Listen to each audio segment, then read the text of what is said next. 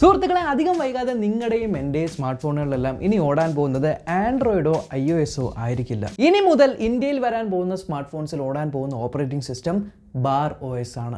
Bar അല്ല, Bhar. Yes, Bharat operating system അഥവാ BharOS. ഇതുകൊണ്ട് നമുക്ക് വല്ല പ്രയോജനമുണ്ടോ? നമ്മുടെ ഇന്ത്യൻ ഗവൺമെന്റ് ഫണ്ട് ചെയ്തിരിക്കുന്ന ഒരു ഓപ്പറേറ്റിംഗ് സിസ്റ്റമാണ് BharOS. ഈ അടുത്തായിട്ട് എഡ്യൂക്കേഷൻ മിനിസ്റ്റർ ധർമ്മേന്ദ്ര പ്രധാനും IT മിനിസ്റ്റർ അശ്വിനി വൈഷ്ണവും കൂടെ ചേർന്നാണ് ഈ ഒരു ഓപ്പറേറ്റിംഗ് സിസ്റ്റം അനൗൺസ് ചെയ്തത്. നമ്മൾക്കറിയാം ആൻഡ്രോയിഡ് ഒരു ഓപ്പൺ സോഴ്സ് പ്രോജക്റ്റ് ആണ്, അഥവാ AOSP. അതുകൊണ്ട് തന്നെ ഏതൊരു വ്യക്തിക്കും ഈ ഒരു ആൻഡ്രോയിഡ് ഡൗൺലോഡ് ചെയ്ത് അദ്ദേഹത്തിൻ്റെതായിട്ടുള്ള മോഡിഫിക്കേഷൻസ് വരുത്തി സ്വന്തമായിട്ടുള്ള ഓപ്പറേറ്റിംഗ് സിസ്റ്റം ക്രിയേറ്റ് ചെയ്ത് ലോഞ്ച് ചെയ്യുക. അത്തരത്തിൽ ഇന്ത്യയിൽ നിർമ്മിക്കപ്പെടുന്ന ഒരു ഓപ്പറേറ്റിംഗ് സിസ്റ്റമാണ് BharOS. BharOSന്റെ ഏറ്റവും വലിയ പ്രത്യേകത എന്ന് പറയുന്നത് ഈ ഒരു ഓപ്പറേറ്റിംഗ് സിസ്റ്റം ഉള്ള സ്മാർട്ട് ഫോണുകളിൽ ബൈ ഡീഫോൾട്ട് ആയിട്ട് നമ്മുടെ സാധാരണ സ്മാർട്ട് ഫോണുകളിൽ വരുന്ന ഗൂഗിളിന്റെ application suite, Google map, Google TV, Gmail, drive എന്നിങ്ങനത്തെ ആപ്ലിക്കേഷൻസ് പ്രീ ഇൻസ്റ്റാൾഡ് ആയിട്ട് വരില്ല. ഈ ഒരു BharOS നിർമ്മിക്കുന്നത് ഗൂഗിൾ അല്ല, മറിച്ച് അങ്ങ് ചെന്നൈയിലുള്ള J&K ഓപ്പറേഷൻസ് പ്രൈവറ്റ് ലിമിറ്റഡ് എന്ന് പറഞ്ഞ ഒരു IIT മദ്രാസ് ഫണ്ട് ചെയ്തിരിക്കുന്ന,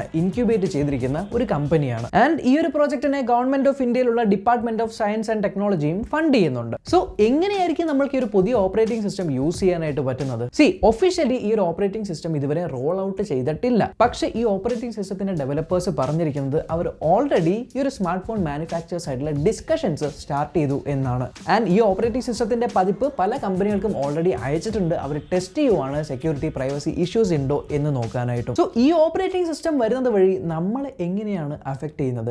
BharOS എന്ന് പറയുന്നത് ഒരു ഫോർക്ക്ഡ് ആൻഡ്രോയിഡ് ഓപ്പറേറ്റിംഗ് സിസ്റ്റം ആണ്. അഥവാ ഞാൻ ആദ്യം പറഞ്ഞ പോലെ ഒറിജിനൽ ഓപ്പൺ സോഴ്സ് ആൻഡ്രോയിഡിൽ നിന്നും എടുത്തിട്ട് മോഡിഫൈ ചെയ്ത് വരുത്തുന്ന ആൻഡ്രോയിഡ് ഓപ്പറേറ്റിംഗ് സിസ്റ്റമുകൾ. ഇത്തരത്തിൽ ഒട്ടനവധി ആൻഡ്രോയിഡ് ഓപ്പറേറ്റിംഗ് സിസ്റ്റം ഓൾറെഡി നമ്മൾക്ക് അവൈലബിൾ ആണ്. ഉദാഹരണത്തിന് ആമസോൺ അവരുടെ ഫയർ ഫോൺ ലോഞ്ച് ചെയ്തായിരുന്നു, അവരുടെ FireOS വെച്ചിട്ട്.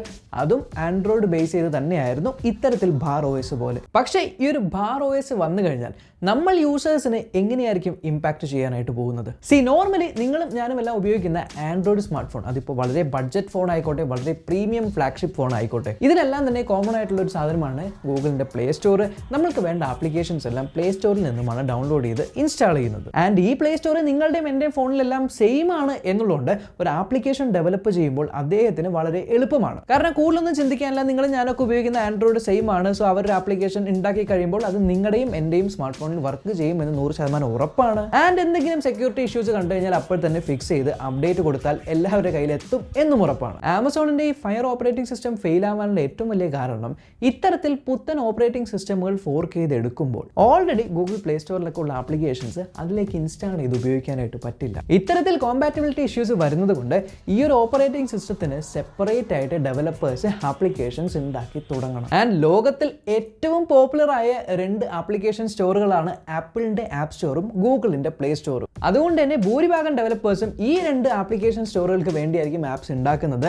മറിച്ച് BharOS പോലെയുള്ള പുത്തൻ ഓപ്പറേറ്റിംഗ് സിസ്റ്റമുകൾക്ക് വേണ്ടി ആപ്ലിക്കേഷൻ ഉണ്ടാക്കി സമയം ചിലവഴിക്കാറില്ല. അങ്ങനെ ഇത്തരത്തിലുള്ള ഓപ്പറേറ്റിംഗ് സിസ്റ്റമുകൾക്ക് ആപ്ലിക്കേഷൻ ഉണ്ടാക്കിയേ തീരൂ എന്നുണ്ടെങ്കിൽ ഈ ഒരു ഫ്രീ ആയിട്ട് കിട്ടുന്ന ആപ്പിൾ ആപ്പ് സ്റ്റോറിലും ഗൂഗിൾ പ്ലേ സ്റ്റോറിലുള്ള ആപ്ലിക്കേഷൻസ് എല്ലാം പെയ്ഡ് വെർഷനായി മാറും. ആൻഡ് പെയ്ഡ് വെർഷൻ ആക്കാൻ പറ്റാത്ത ആപ്ലിക്കേഷൻസിൽ അഡ്വർടൈസ്മെന്റ്സ് കുത്തി നിറയ്ക്കും. അതുപോലെ തന്നെ നമുക്ക് സമയത്തിനുള്ള അപ്ഡേറ്റ്സ് ലഭിക്കില്ല. ഒരുപാട് ഗ്ലിച്ചസും ബഗ്സും കാര്യങ്ങളുണ്ടാവും. ഒരെണ്ണത്തിൽ നിന്നും മറ്റേതിലേക്ക് പോർട്ട് ചെയ്ത ടൈപ്പ് ഓഫ് ആപ്ലിക്കേഷൻസ് യൂസ് ചെയ്യുമ്പോൾ ഫ്രീക്വന്റ് ആയിട്ടുള്ള ക്രാഷസ് ഉണ്ടാവാം. സോ മൊത്തത്തിൽ ഗൂഗിൾ ഉണ്ടാക്കിയിരിക്കുന്ന ആൻഡ്രോയിഡ് 13-14 വർഷം കൊണ്ട് ഉണ്ടാക്കിയെടുത്ത ഒരു മെച്യൂരിറ്റി ലെവൽ എത്താൻ ഈ ഒരു ഓപ്പറേറ്റിംഗ് സിസ്റ്റത്തിന് അതേപോലെ തന്നെ സമയം വേണ്ടി വരും, അത്രയും സ്റ്റേബിൾ എക്സ്പീരിയൻസ് തരാനായിട്ട്. പക്ഷേ ഇത്തരത്തിലുള്ള ഒരു ഡിസിഷൻ എടുക്കാനായിട്ടുള്ള പ്രധാന കാരണം ഇന്ത്യയിൽ സെക്യൂരിറ്റി ആൻഡ് പ്രൈവസി ഇഷ്യൂസ് ഒക്കെ നമ്മൾ കാണുന്നുണ്ട്. സോ ഇന്ത്യൻസ് സേഫ് ആയിട്ടിരിക്കണം എന്നുള്ളത് കൊണ്ടാണ് എന്നാണ് പറയുന്നത്. അതിലുപരി ഈ കഴിഞ്ഞ ദിവസം ഗൂഗിളിന് 8ന്റെ പണി കിട്ടിയിട്ടുണ്ട്. സോ എന്താണ് ആ ഒരു ഗൂഗിളിന് കിട്ടിയ 8ന്റെ പണി എന്നുള്ളതിനെ കുറിച്ച് ഡീറ്റെയിൽഡ് വീഡിയോ ഇവിടെ കിടക്കുന്നുണ്ട്. സോ നമ്മൾക്കിനി അവിടെ കാണാം.